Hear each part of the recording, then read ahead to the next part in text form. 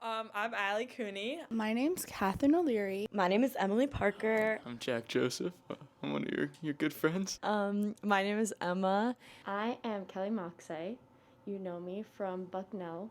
We go to the same school. My name is Maya Wadawa, Maya Elizabeth Olivia Wadawa, technically. Hi, I'm Tyler Burley. My name is Will Carcieri. Started out as an architect. That was always my vision. I was always like a builder. I mean, I loved Legos. Now that I'm thinking about it, it must have been artist first, and then I was like, okay, wait, I like building. I want to be an architect. Because like my best friends at the time really wanted to be an architect, and I was like, wait, I've never thought about that. That's sick. And then my vision switched. We used to have a summer house in Greenport, on Long Island, like it's calm water. Yeah. And all my cousins and grandparents would go out there, and I just have like nothing but like fond memories of like that growing up. It was a lot of like just like family dinners. We would go fishing on the dock, we would go tubing, we'd go swimming in the water. Or like one summer, like we all got lice there. Like that was bad. I used to want to be a marine biologist.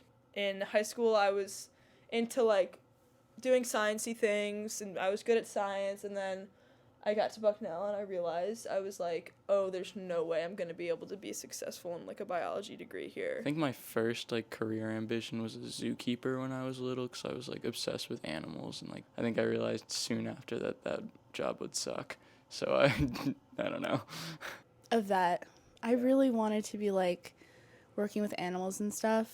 Obviously, not me now, but I grew up in Bermuda. Transitioning from that education to like the US was really difficult, and like I thought I was stupid for like the longest time. I just remember hating everything, but it was like a really difficult middle school, and like they were not understanding at all.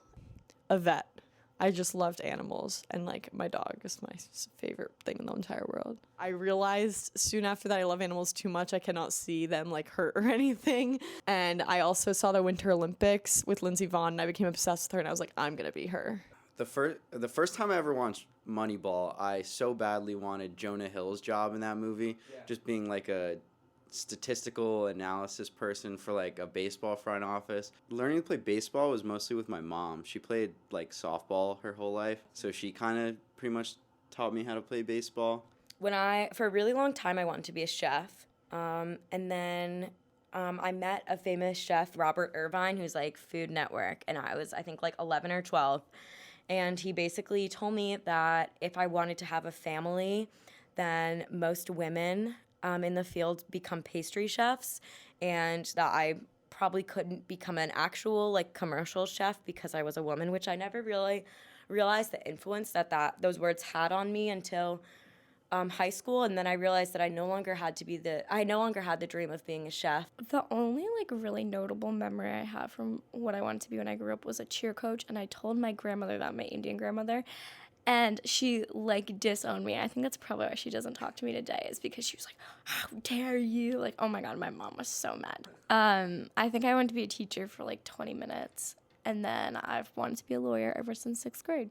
6th grade was the year that the Sandy Hook shooting happened, so a lot of just like really monumental change in my life, and legislation I saw was like the only way in which to stop that from happening. I want to be a teacher, actually. When I was little, playing with like my American Girl dolls or whatever, and I'd like do pretend school or something like that. I don't remember exactly what I taught them, but I do remember having a pretend school with my brother, and I took him to comeback school because some boys were like being mean to him, I think, in his class, and I was like, you need to come up with good comebacks, so we're gonna go to comeback school.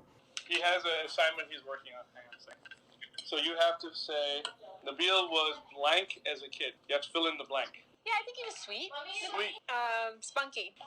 Nabil was quite the dancer as a kid. Nabil, you used to slide in with Footloose. You'd make an entrance. You know, like the risky You'd slide in. That's what you said. And then you'd go on one leg and you'd go, you'd make the move. Yeah. Unusual confidence. Unusually confident and charming. What do you want? He was young as a kid. Nabil was very curious as a kid. I've always hated the question, what do you want to be when you grow up? Just because you, like, never really grow out of it.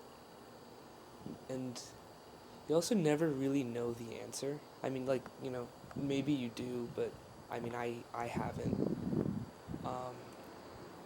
And it gets, like, way more serious as you get older, because it's, like, about to happen. Like, you're about to grow up and, like, be out of college, and, like, you have to have an answer at that point.